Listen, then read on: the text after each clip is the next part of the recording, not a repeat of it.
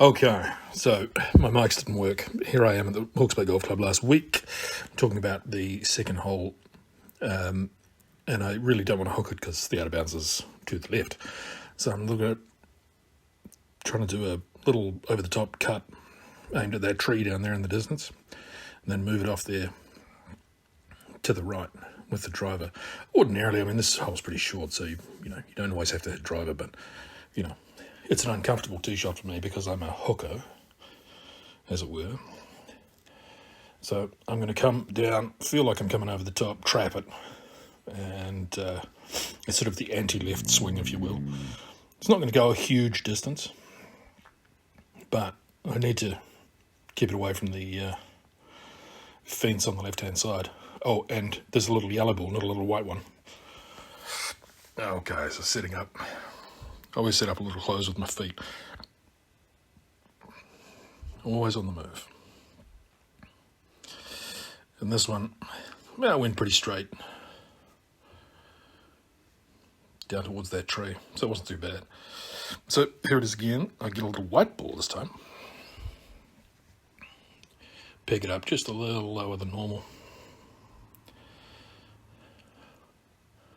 And take it at that tree. Little squeeze fade off. So I'm feeling like the club's going to come over the top and go left.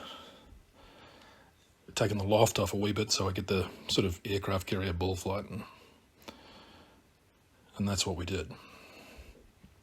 Okay, so this is the second shot down there. It's at 95 metres to the green. And the flag's sort of centre front, if you will. It's so wet that I'm talking to nobody because the mics are shitted about putting the ball more in the middle of my stance with a pitching wedge, swinging like Freddie Couples and just, low flighting it in there. It's a one hop and stop. All right, so the ball's in the middle of my stance, always on the move. Going to trap this against the turf, spin one in there.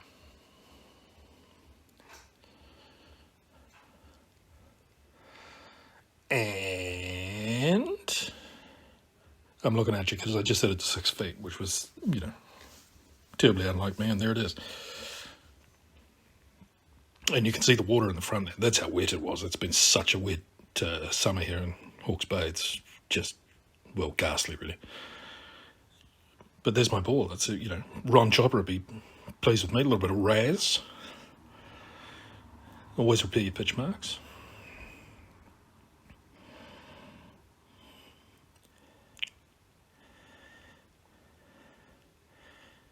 Oh, man down.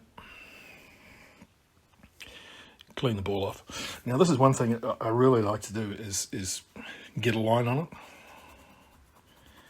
Forget about it.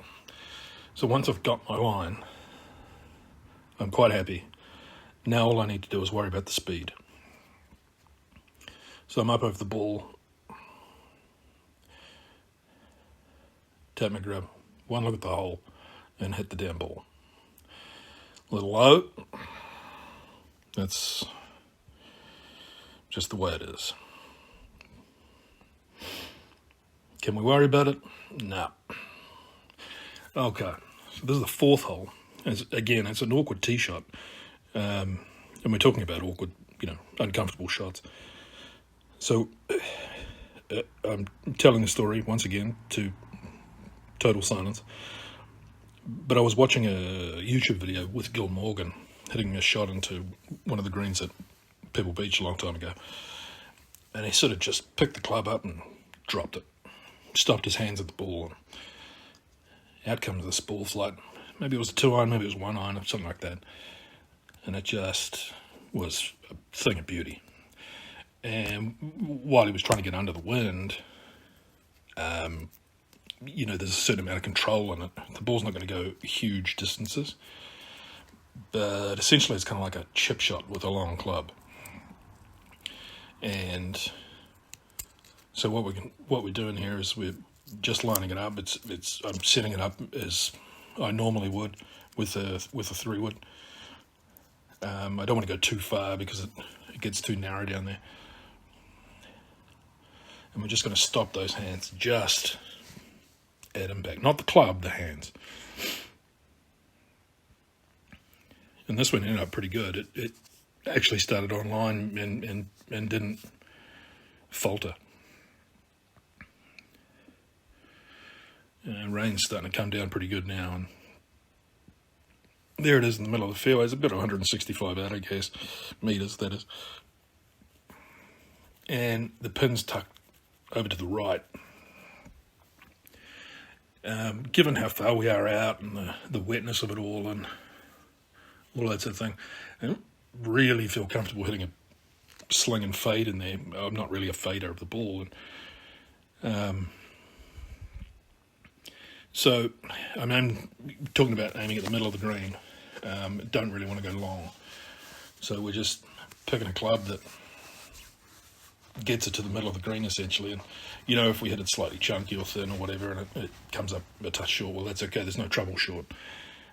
So I'm always, you know, thinking about where the trouble's not and hitting it there. Again, always moving. Always moving. Then pull the trigger. Hit it pretty solid. Probably underclubbed and just came up a touch short here. But, you know, no trouble. Here we are. We've got about a, 40-foot chip or something like that. It's pretty wet. It's pretty nasty. So I'm just rehearsing the wet chip shot with the pitching wedge there, using the bounce to hit the ground, not the leading edge. We'll talk about that in a later video, but